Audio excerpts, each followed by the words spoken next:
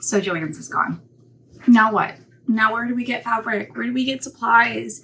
How do we know what we're looking for? This is probably one of the biggest questions that I get at the cosplay studio, and just in general whenever I'm at a con or working, or even in our email inbox. Now that Joann's is gone, we have a big access issue in sewing.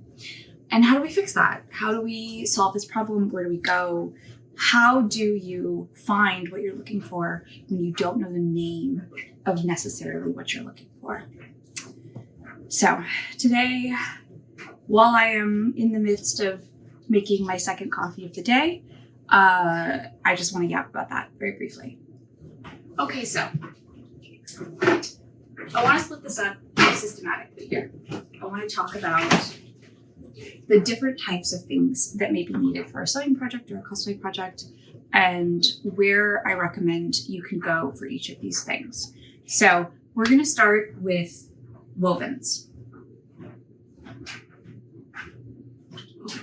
For those who are beginners, wovens are basically just anything that doesn't have stretch to it. They're called wovens because they're interwoven together. And so basically, if you grab a fabric and tug on it and it doesn't stretch, it's most likely a woven. I need a glass. Beautiful.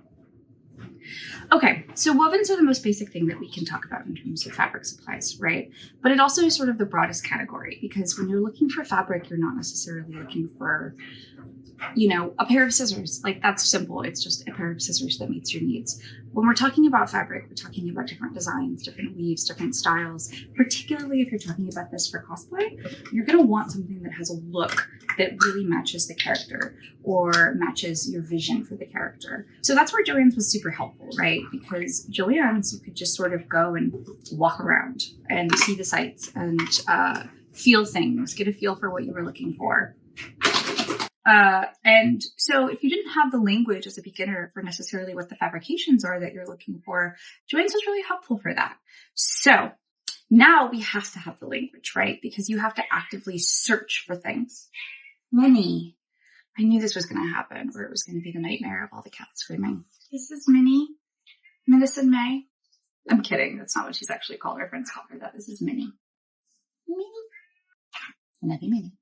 Mm-hmm. Can I do my video? So the broadest category for fabric also means that it's kind of the hardest, because we need something that is like Joann's, right? It sort of hits all the bases. I think this is going to be the biggest problem for people nowadays, which is that's going to be really hard to find. It's going to be really difficult to find one-stop shopping again. And I think that's okay. And I think we just sort of have to readjust our expectations. So the first place I want to recommend that is, like, I think the closest to one-stop shopping is called Fabric Wholesale Direct.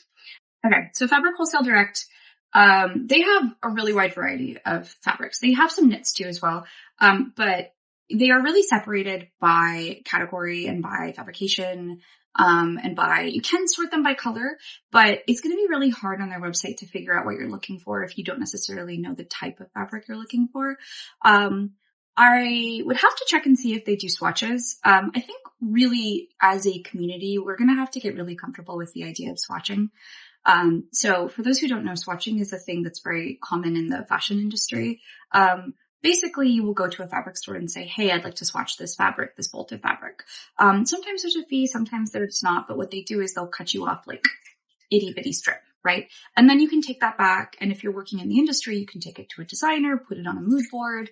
If you're a fashion student, you can put it on your whatever your project is, your textile boards for presenting this to other people. So swatching is going to kind of be the way that I think cosplay is going to have to work moving forward, which is we're going to have to start actively swatching and collecting them and curating them into a little book and writing down like, hey, this is, like chenille, this is taffeta. And just writing down the fabric content and writing down where we got it from, the price, etc. Is this a lot of work? Yeah, it's going to be. This is unfortunately kind of where we're at right now if you really want to be systematic about it. But what I would say is if you are looking for something kind of specific, you have a general idea of what you're looking for, you just want it online, you want it relatively quickly. I feel like in my experience, Fabric Wholesale Direct will ship in I feel like I've received it in between a week and 2 weeks. If you want all of that, that's a good place to go. seems like they also have a dead stock section, which is really fabulous. So dead stock is basically just fabric that's no longer being produced. So it's sort of like unused ends. So what'll happen is if a company knows they're not going to sell it anymore, they don't have a contract to sell the fabric to anyone in particular, they'll offload it at a really good price as dead stock. And that means that you can get it at a really good price. Another place. So this is for slightly higher end textiles. New York Designer Fabrics. That is another online store. In the past, I've personally purchased mostly natural textiles from there. So that'll be like silks, like really high quality cottons. I think I've gotten wool from there before. So New York Designer Fabrics also has a pretty wide variety of fashion fabrics or garment fabrics, right? I would say the one thing that is sort of the most like cosplay unfriendly about them is that they really don't have it separated by anything except textile type. So you will really need to know like, oh, I'm looking for a stretch polyester crepe or a poly taffeta. So this is again where the language really comes into it. But they do have a good variety. They ship relatively quickly. Again, I think it's about 2 weeks to receive a cut, which isn't fabulous, but it's just sort of what we're working with, right? This is where it starts to get tricky if you're a beginner, because you maybe won't know the difference between burlap and canvas, right? Or we also have crepe and crinoline on here. So those are all things that this will come with experience. And I do think that this is kind of a sticking point with a lot of this online shopping, which is if you're new and you don't have the language or the experience to be able to say like, hey, I know what I want. I see it in my head. Here's the common language for it. Then sites like this are kind of difficult, right? Another really, really good option. I love this one personally, and they're good for some other stuff too. We'll touch on that again in a minute, is Dharma Trading Co. Dharma Trading Co. has been around for forever. They are sort of like the resource for textiles and materials for dyeing, for weaving, things like that. But they do also carry fabric. So they primarily carry sort of plain fabric, like solid colors, organic cottons, organic silks, mostly meant for dyeing or painting or modification in some way. But if you're looking for something in like a solid sort of blank state color to work with, super great resource for that.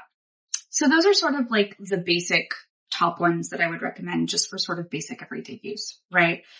There's a lot of fabric stores out there that are online that have specialty uses, particularly a lot of like high quality, high end uses. So just to name a couple, I know, Richard the Thread, which we'll touch on a little bit later. They also have some fabric. I think it's Coutil and a couple other things like, hair canvas. Took me a second. And a few other like importantly sort of like inner fabrics or construction based fabrics. Again, we'll touch on that in a minute. If you're a beginner, just don't even worry about that. eBay and Etsy. I know it's not ideal, particularly if you're working on a project where you know you want to buy more later, because it's not going to happen with those sites.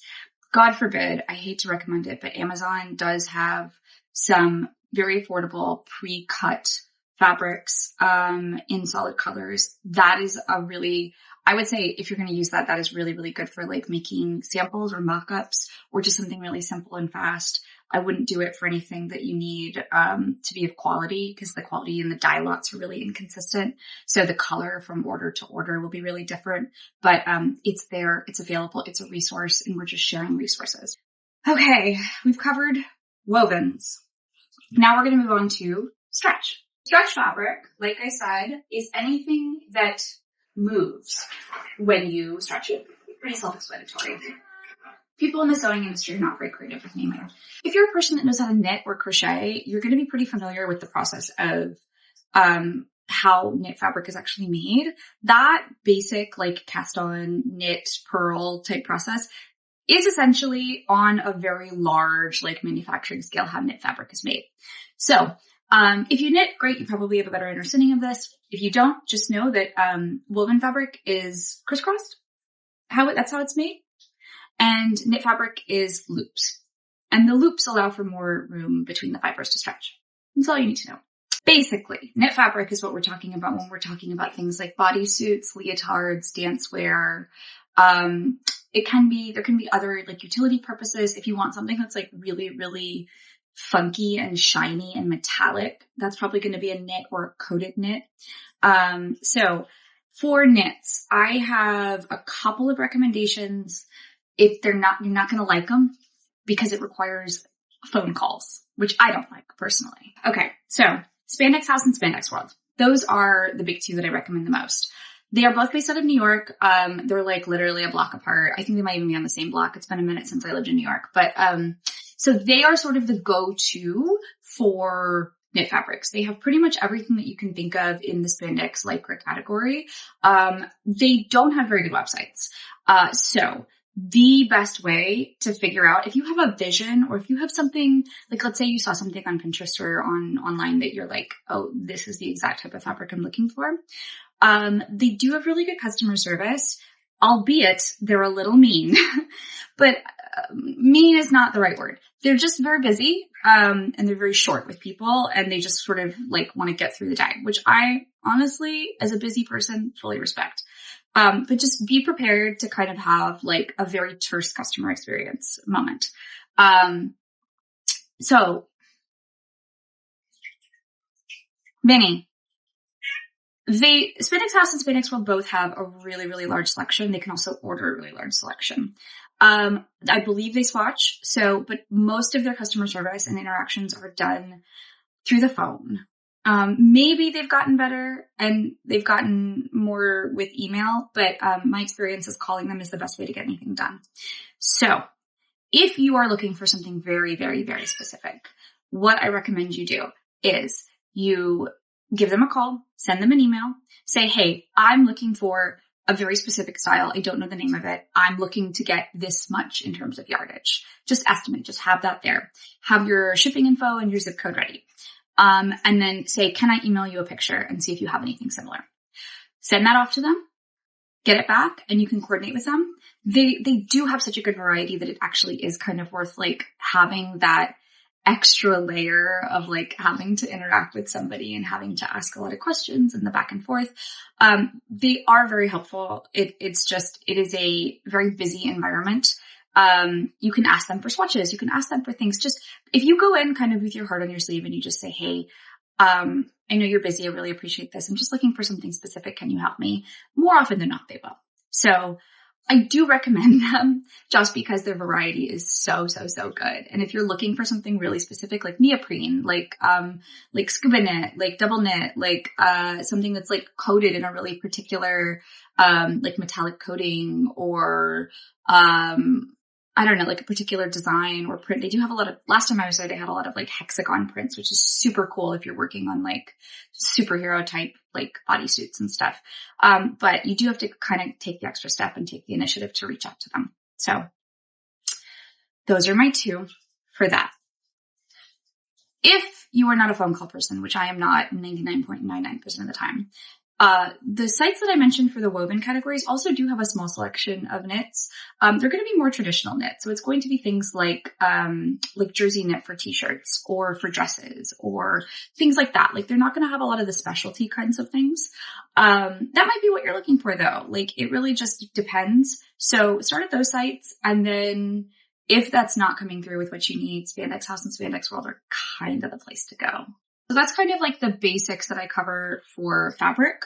A few other places that I haven't mentioned, but recommend for different purposes. I'm just going to kind of put here. I just really don't want to be talking for 75 years. So feel free to investigate all of these on your own time at your own leisure. And then we're going to move on to notions. So, okay.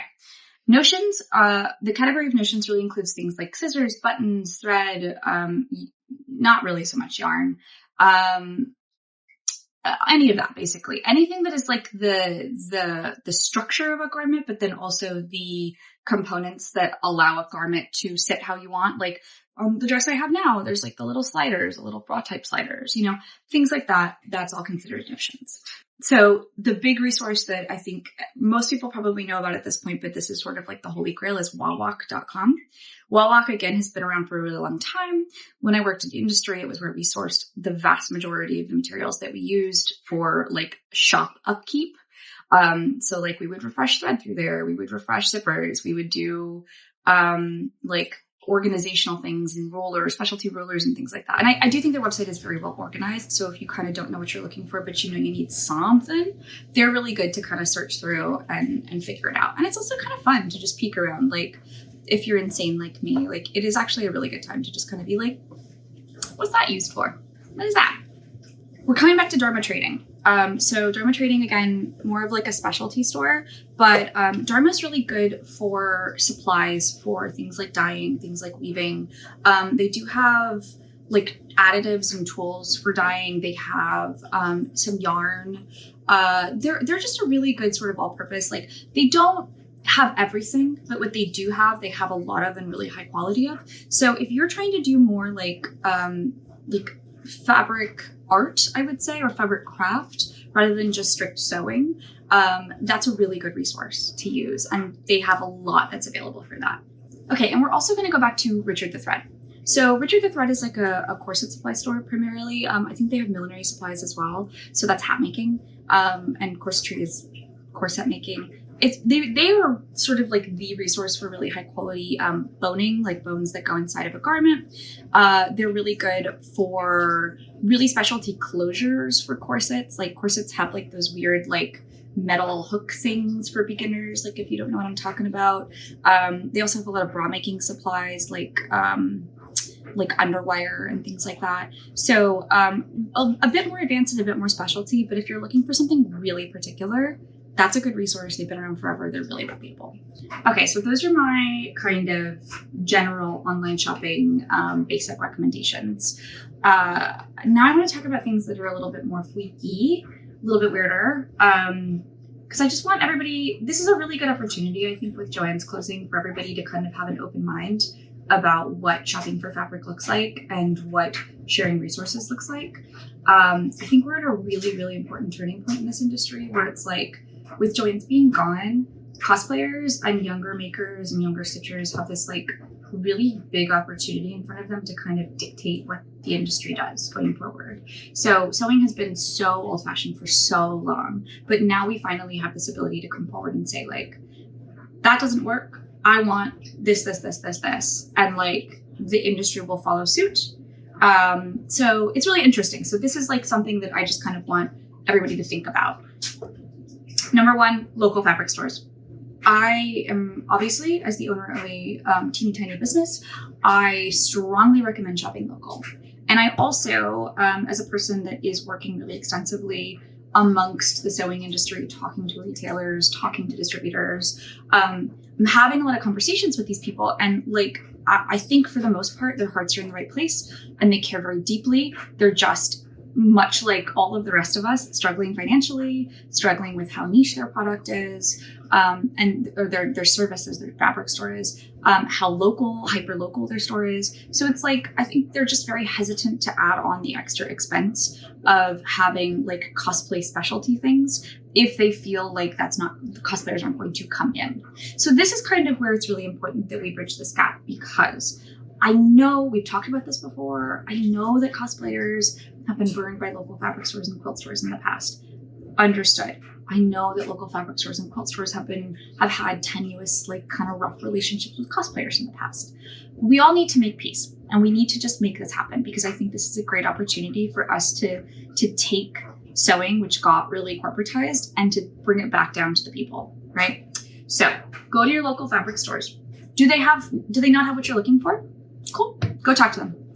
I know none of us want to talk to a human being. I talk to a human being all day, every day. Just one, my husband. No, I talk to people. I teach classes. I do all of this. But when I'm in my free time, I kind of just want to go and get the thing and be done with it. And I think that's just like, not to get esoteric, but I think it's like kind of a modernization thing where it's like, that's kind of where we're all at. But we shouldn't be. We should be willing to talk to people. So go to your local fabric store, tell them, hey, I'm a cosplayer. I'm looking for XYZ. I see you don't carry that. Have you ever considered carrying it? The more that local stores hear that, the more that you go up and are willing to say, even if you don't want to talk to them, send an email. I know we're all tired. We're all stressed out. Send an email and just say like, hey, I really, really, really would like to see this. You're my local store. I want to shop local. I want to support local. would you consider carrying something similar? Or would you consider offering a class for this? Or would you consider, more often than not, they will be receptive, even if it's in the long term, not in the short term. But stores need to hear this again and again and again. They need to know that you're there. I am going around as sort of this intermediary between the communities saying, like, cosplayers are already in your store and they hear me, but they don't get it. So they need to get it, and they're going to get it if you guys are in their stores physically saying, I want this, I want this, I want this. Can you carry this? Will you carry this? I struggle with this, I struggle with this. Just have a really honest conversation. It really will go a lot further than you think, okay? And then also shop for notions and things like that at your local store. If your local fabric store carries garment fabric, peek through, see if they swatch, and start making your own swatch book. Or start writing down, making notes, like for your own reference, like, hey, this fabric right here that feels like this is this style. And then you can go online and find something more specialty if you need it, if you have a store that's like really not receptive.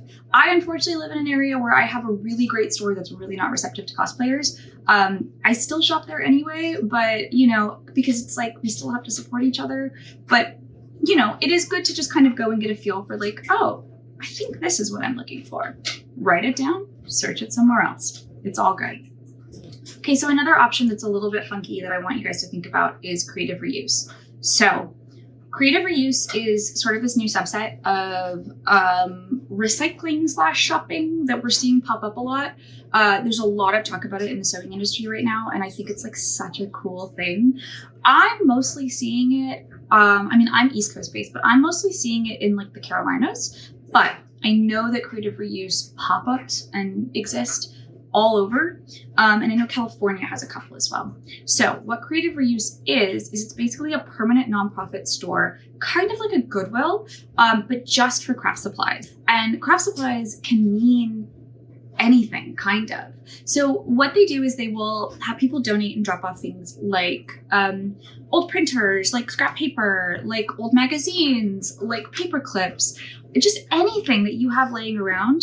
And they will collate it together into different sections. And then as an artist or a teacher or a homeschooler or a student or a maker, a cosplayer, you can go in and then shop at a huge discount. You can get scrap fabric, you can get sewing supplies, you can get thread, you can get pretty much anything. I mean, a couple of years ago, I think, I went to Turnip Green, maybe a year or two ago, which is in Nashville, I think. Sorry, I travel a lot for work. I'm pretty sure it's Nashville. If I'm wrong, I'm going to correct myself here.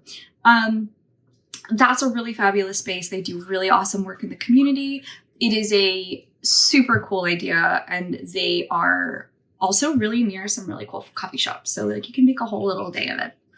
And then literally just like a week ago, I went back to Scrap Exchange in Durham, North Carolina. Scrap Exchange is basically creative reuse, like on steroids. It's so cool. They have a huge building. They also have a separate thrift store that's really cool. Basically the whole plaza is fabulous. It's just all like community-based services. Like there's a food pantry in there. There's a really good fabric store that I love with my whole heart. And I went in and realized like, I didn't directly know a bunch of people there, but a bunch of people there knew a bunch of people I knew. And it was just it was cool. It felt like a community already, which I really loved. So that's a really good resource. That's Freeman Goods. Freeman. Sorry, we have a store locally called Freehand. It's not that. I think it's Freeman. Don't trust my memory. That's why I like standing a little bit over here so I can. But anyway, so Scrap Exchange, Turnip Green, creative reuse. Search creative reuse in your area. If there's not a permanent store, there might be pop-ups. There might be exchanges where you can bring your old materials and swap them. We do this at the cosplay studio for Kutso whenever we're doing cosplay studio at cons, where if we have our crafter party event, trademark, then we will have a thing called Maker's Market within it, which is basically just like bins that we sort through and sort out. People bring in donations, they drop stuff off, and then the bins are free. Like you can just come in and take whatever you want. You can drop off whatever you want. You can use the materials right then and there at Crafter Party to make a project. Like we had somebody, we had this awesome kid who was like, I don't know, maybe 10 or 11. They were cool as hell. And they were like, I really want to make a pillow. Do you have any like batting, like fluff? And I was like, well, we need it for our next class, but the Maker's Market bin has a ton of fabric. Why don't you just like cut it into strips and use that? And they were like, bet. And it was cool. It actually made a really nice pillow. It looked really comfortable, actually. So anyway, so my point being, if you don't already have these resources in your area, look for pop-ups. And if you don't have pop-ups, maybe put one together. Doesn't have to be a big thing. You can literally just like put a thing on Instagram, put some flyers up at coffee shops, like whatever. Just be like, hey, I want to do this thing. Can we do this thing? Or talk to your local fabric stores, or again, your local like community spaces, and just see if they'd be willing to let you use the space for that kind of like one-day pop-up. Reduce, reuse, recycle, like Captain Planet said. The Captain Planet reference is dating me. As soon as it left my mouth, I was like, girl, you shouldn't have said that. Okay, so those are the sort of general spaces that I am recommending. There are, of course, so many more. I'm going to stop here just because I feel like this is sort of like the basics. And then if there's interest in doing a more in-depth video or talking about more, please feel free to just dump it into the chat box down there, the little commentees. And I will do some research and dig around and let you know. I always feel like I do a very bad job just talking at the camera. I prefer a conversation, but hopefully this is helpful to some people. Feedback is always welcome. And, do the thing on YouTube where you like and comment and subscribe, or don't. Or you can use that tapping time to play a game on your phone, which actually kind of sounds more fun. It does help us, but whatever, the internet's the internet. Thank you all for taking the time here.